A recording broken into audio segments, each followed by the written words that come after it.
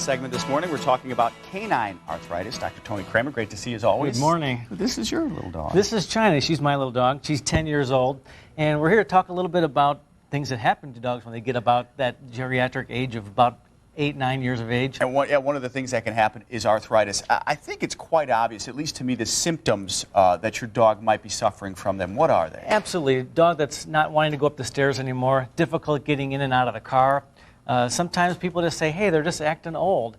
And we want people to not just say that and think that that's okay. Typically, these dogs are in discomfort or pain. If they're showing those signs, they're probably moving slower because their joints are hurting them. There are a variety of treatments. Surgery would be the extreme one, I would think. And hopefully we can avoid that by doing some of the other things. This is an x-ray of a dog with really severe arthritis that's having a hip replacement today. You said today, really? Exactly. Show me where, because it's... Right in this area, the hip joint, you can see that that bone is almost not even touching the pelvis. I mean, just a bad situation. Needs to be fixed surgically.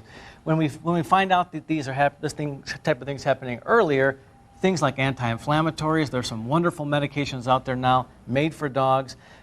Don't give your dog human medication. It's the most common reason we see dogs poisoned nowadays. These medicines are approved for pets, made for pets, tested in pets. People are giving their dogs their arthritis medication. Not real smart. Yeah, kind of scary, especially when the difference in sizes are taken into consideration can be a problem. I was going to ask you about that because is it larger dogs that are more prone, Tony, to getting arthritis, you think, than some of the smaller ones like yours? It happens more frequently in big dogs. They're carrying more weight, there's more pressure on the joints, and certainly can be more pain there.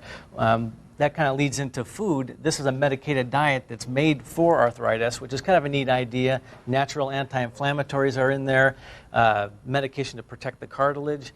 And some people will look at that and go, medicated foods seem expensive. Yeah. But if you take into consideration how much you spend on food already, subtract that from the cost of a medicated diet, it's relatively inexpensive medicine that's really easy to give. You're already feeding the dog anyway. Can I pick that up at any pet store or any grocery store? This is definitely a prescription medication. We only want this to be given to dogs who have joint problems. Yeah, and the last thing is, as that dog gets up in age, you need to start watching for those signs to know if indeed they're suffering from arthritis. Yeah, we want to try to keep their weight down, make sure that they don't get obese, moderate exercise, and there's some wonderful things like a simple, easy to put on carpet tread on the stairs to help the dog get a little traction, make things a little bit easier for them. So you would lay this down so they could walk on this as opposed to moving their joints to...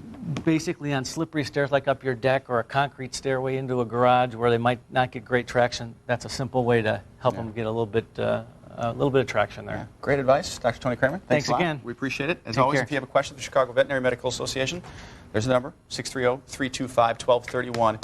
Wish everybody could see your fan club here today, Tony. His Got a family's crowd. visiting, yeah. Welcome.